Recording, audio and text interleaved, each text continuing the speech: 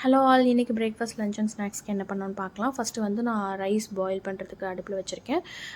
பருப்பு வந்து 4 விசில்ஸ் போட்டு எடுத்து வச்சுருக்கேன், வேக வச்சு வச்சுருக்கேன். நெக்ஸ்ட்டு வந்து எக் ஃப்ரை பண்ணுறதுக்கு எக் வந்து பாயில் பண்ணிகிட்ருக்கேன்.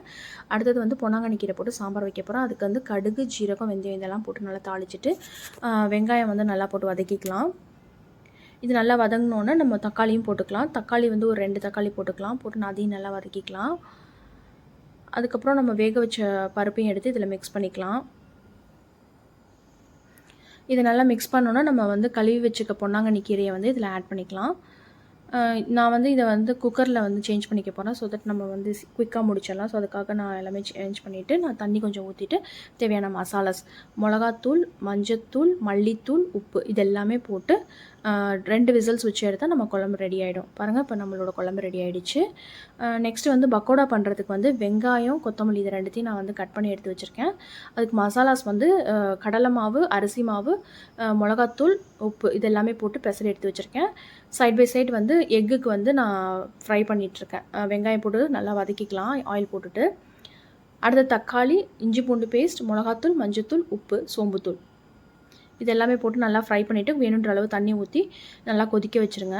சைட் பை சைட் வந்து மார்னிங் பிரேக்ஃபாஸ்ட்டுக்கு வந்து நான் கோதுமை கஞ்சி ரெடி பண்ணிகிட்ருக்கேன். பாருங்கள், இதுவும் ஆல்மோஸ்ட் ரெடி ஆகிட்டுருக்கு, கொதி வந்துடுச்சு. ஸோ இது கூட ரெடி ஆகிடுச்சு. நெக்ஸ்ட்டு வந்து இது நல்லா சுண்டிடுச்சு இப்போ எக் ஃப்ரைக்கு. ஸோ அது கூட நம்ம எக்கு வந்து ஸ்லைஸாக கட் பண்ணி 2ஆக கட் பண்ணி நான் இதில் ஆட் பண்ணிட்டேன்.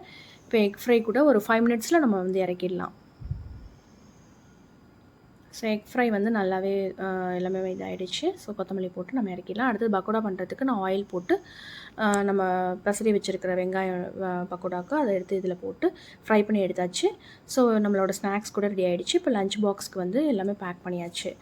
ஸோ மார்னிங் பிரேக்ஃபாஸ்ட்டுக்கு கோதுமை கஞ்சி, ஆஃப்டர்நூனுக்கு வந்து சாம்பார் சாதம். பாருங்கள், கோதுமை கஞ்சி ரெடி ஆகிடுச்சு. ஆஃப்டர்நூனுக்கு வந்து பொன்னாங்கண்ணி கீரை போட்டு சாம்பார் சாதம், எக் ஃப்ரை, அப்புறம் பக்கோடா. இந்த வீடியோ பிடிச்சிருந்துச்சா லைக் பண்ணுங்கள், ஷேர் பண்ணுங்கள், கமெண்ட் பண்ணுங்கள்.